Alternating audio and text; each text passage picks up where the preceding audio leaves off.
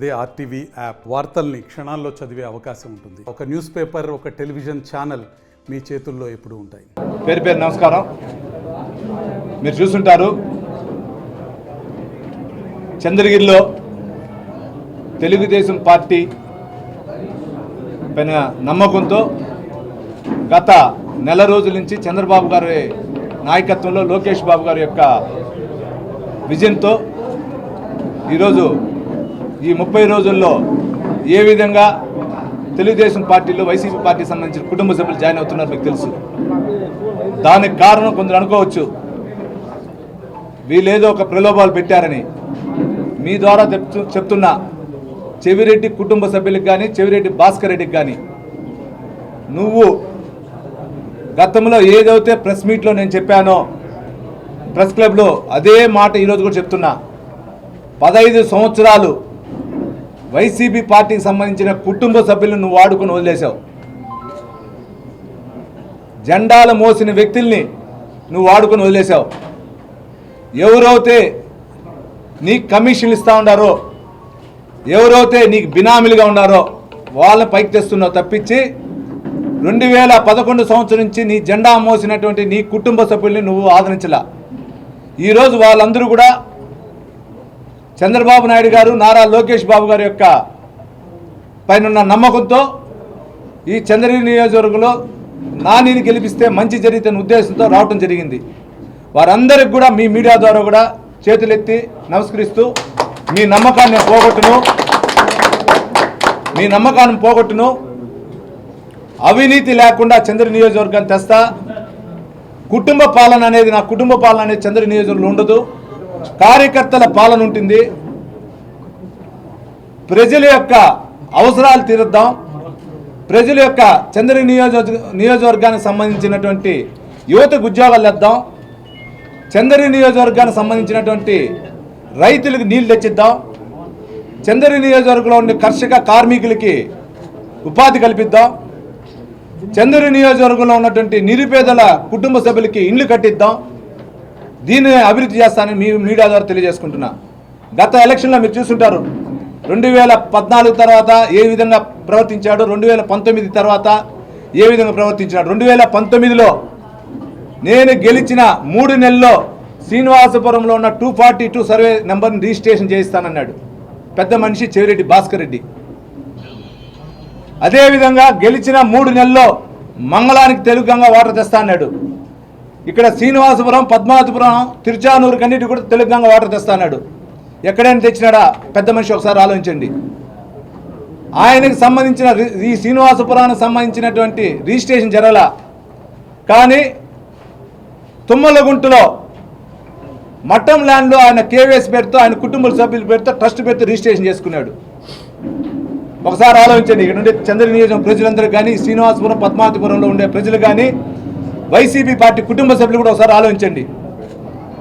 ఆయనకు కుటుంబ పాలన పైన, ఆస్తి పైన ఏ విధంగా అక్కర ఉందో ఈరోజు అవిలాల, సాయినగర్, ఉమ్మడి అవిలాల పంచాయతీ, ఉమ్మడి సాయినగర్ పంచాయతీ కానీ, ఉమ్మడి పద్మావతిపురం పంచాయతీలో కానీ రిజిస్ట్రేషన్ ఎక్కడైనా చేశాడా? మీకు చెప్తున్న ఒకే మాట, 1 year టైం.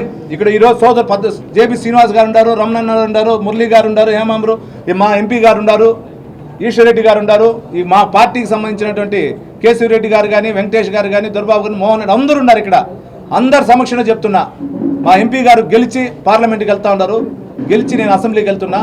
మా ఇద్దరు సమక్షంలో చెప్తున్నా, 1 year లోపల, గెలిచిన 1 year లోపల ఈ రిజిస్ట్రేషన్ సంబంధించిన పేపర్ నేను తీసుకుని వస్తా. అదేవిధంగా గెలిచిన 3 నెలల్లో తెలుగుగంగా వాటర్ నేను తెచ్చిస్తా. మీరు చూసుంటారు, ఎమ్మెల్యేగా గెలిచాడు, చీఫ్ విప్ అయ్యాడు, తుడా చైర్మన్ అయినాడు, టీడీడీ బోర్డు మెంబర్ అయినాడు, కొడుకు ఎంపీపీ అయ్యాడు. అయినాక ఒక బ్యానర్ పెట్టి శ్రీనివాసపురంలో, పద్మావతిపురంలో తిరిగాడు. నేను 3 నెలల్లో తెలుగుగంగా గెలిచిన తర్వాత నెలకా 2 నెలలకు తెస్తా అన్నాడు. ఇదే బ్యానర్ పెట్టుకుని తిరిగాడు. ఎక్కడైనా తెచ్చాడు? ఒకసారి అండి. ఆయనకు కావాల్సింది డబ్బు, ఆదాయం తప్పించి ప్రజల అవసరాలు కాదు. మీ ద్వారా ఈ రూరల్ మండలం సంబంధించిన ప్రతి ఒక్కరికి పేరున నమస్కరిస్తూ ప్రజల అవసరాలు తీరుస్తా, ప్రజల కష్టాలు తీరుస్తా. ఈరోజు నన్ను నమ్మి నాపై నమ్మకంతో వచ్చినటువంటి సునీల్ చౌదరి గారు శ్రీనివాసపురం వైస్ సర్పంచ్ గారు కానీ వార్డు మెంబర్లు కానీ ఆయన మిత్రబృందానికి కానీ నాకు దీనికి ముందుండి నడిపించినటువంటి జేపీ శ్రీనివాసులు గారు కానీ రమణ గారికి కానీ మురళీ గారికి కానీ ప్రతి ఒక్క కుటుంబ సభ్యుడికి చేతులైతే నమస్కరిస్తున్నా. మీ నమ్మకాన్ని ఒమ్ము చేయను. నేను మీలో అన్నదమ్ముడుగా ఉంటా, కుటుంబ సభ్యుడిగా ఉంటా. ఒక ఎమ్మెల్యే అనుకోవద్దని నన్ను. మీలో కుటుంబ సభ్యుడు పిలిస్తే ఎక్కడికైనా నేను వస్తా, ఏ వర్క్ అయినా చేసి పెడతా. ఈసారి ఆ రోజు పాలించినటువంటి రాయల కోట పైన తెలుగుదేశం జెండా ఎగరేసే దానికి అవకాశం ఇవ్వాలని ప్రతి ఒక్కరిని కూడా కోరుకుంటున్నాను. జై తెలుగుదేశం, జై తెలుగుదేశం, జై తెలుగుదేశం. మీడియా మిత్రులందరికీ నమస్కారం. ఇప్పుడే చంద్రగిరి అసెంబ్లీ అభ్యర్థి నాని గారు మాట్లాడారు. ఈ మాట్లాడేటప్పుడు అన్ని లోకల్ సమస్యల గురించి మీకు చెప్పారు, దానికి సంబంధించిన ఎలా సాధించుకోవాలో కూడా చెప్పారు. అయితే ఇప్పుడే ఆయన మేము గెలిచి ఎంపీ అభ్యర్థి తర్వాత తెలుగుదేశం అభ్యర్థి నాని గారు గెలుస్తారని మీకు ఇప్పుడే చెప్పారు. అది ఎట్లంటే నేను ఈరోజు డోర్ టు డోర్ ప్రోగ్రామ్కి వెళ్ళి వచ్చాను. చంద్రగిరిలో ఒక పాట, అట్లాగే జై హో పీసీ ప్రోగ్రాం కూడా వెళ్ళి వచ్చాను.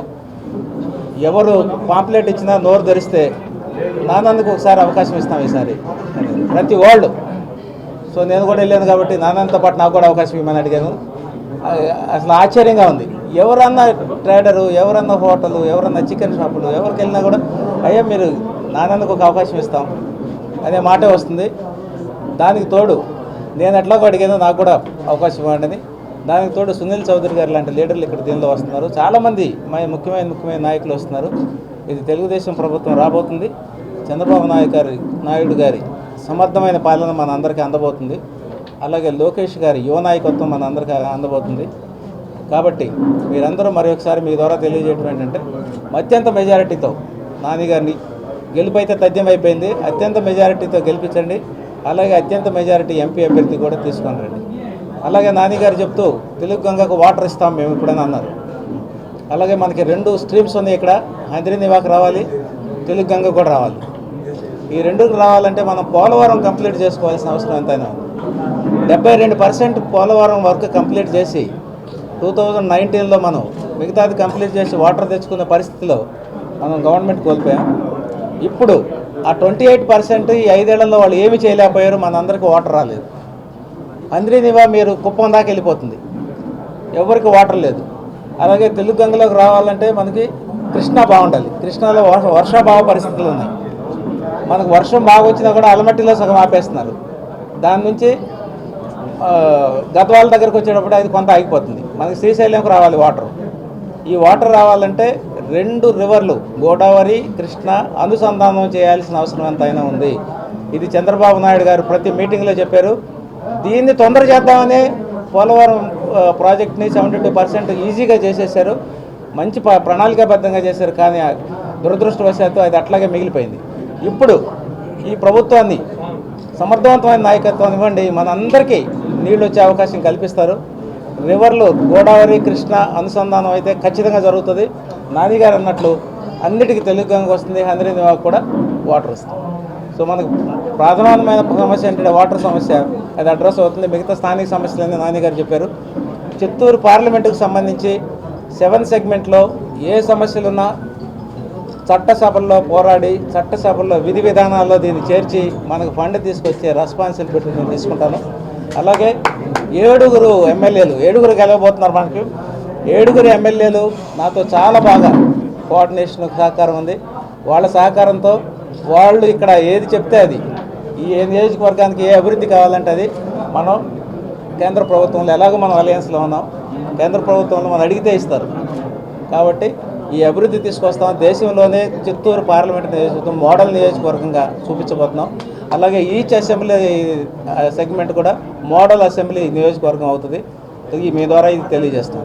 మరిన్ని వీడియోస్ కోసం ఛానల్ ని సబ్స్క్రైబ్ చేయండి. లేటెస్ట్ అప్డేట్స్ కోసం వాట్సాప్ ఛానల్ ని ఫాలో చేయండి. అండ్ లింక్ డిస్క్రిప్షన్ లో ఉంది.